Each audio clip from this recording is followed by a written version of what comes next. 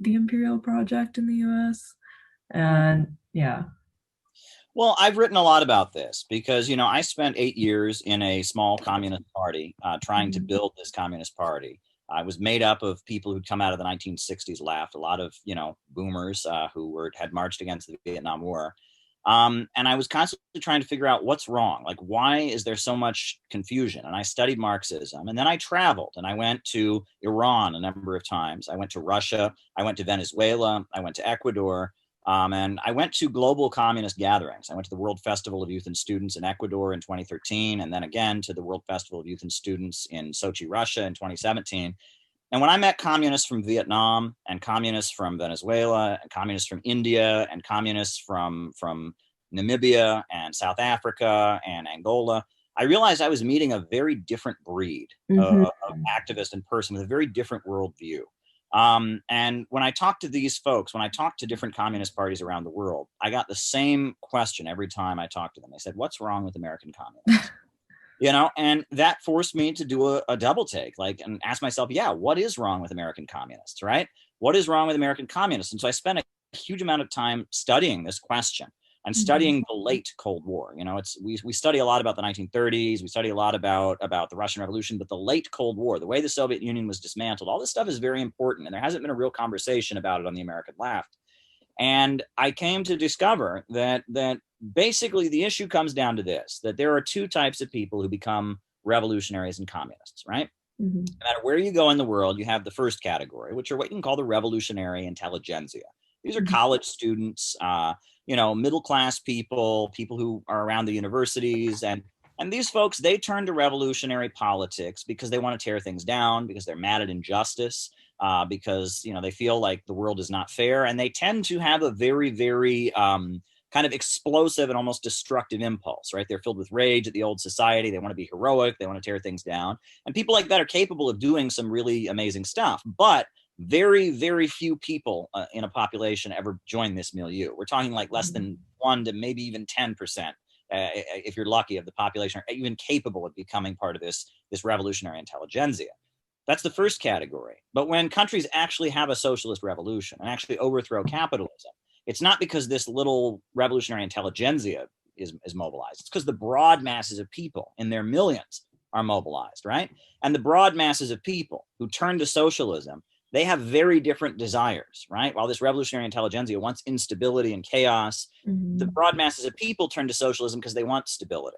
They want security, right? And it's capitalism that is making their lives unlivable. And they turn to socialism as a way to bring security and bring stability, right?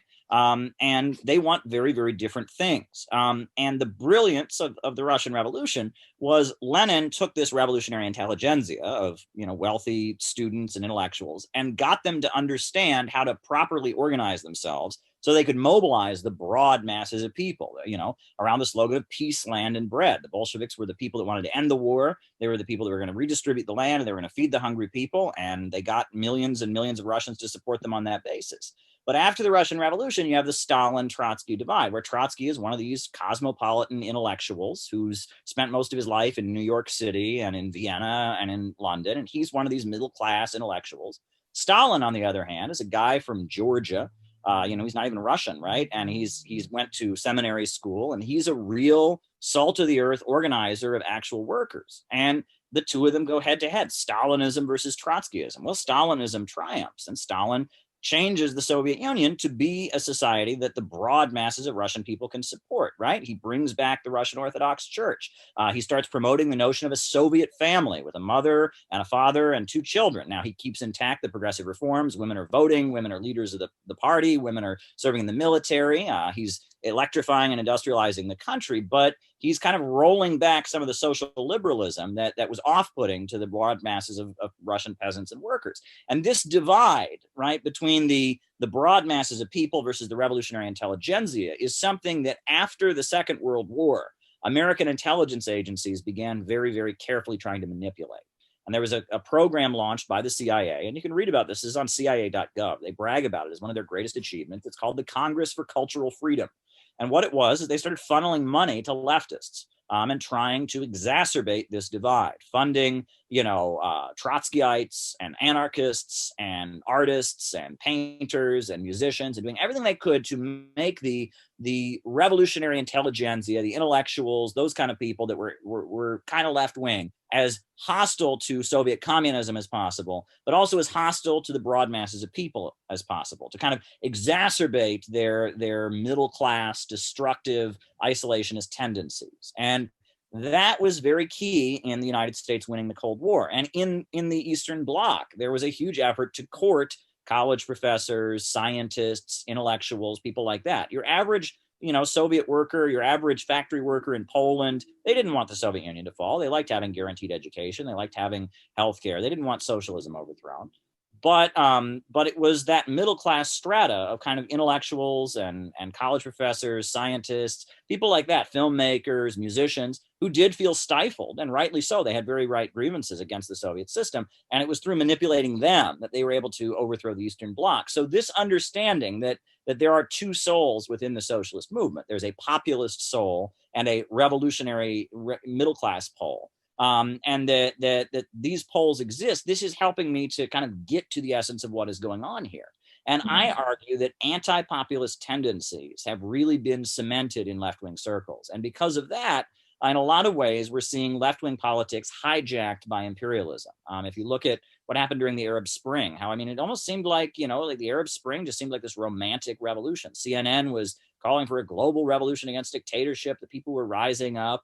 We saw young people in Che Guevara shirts and all of that. It's that imperialism has hijacked the aesthetics of the revolutionary intelligentsia.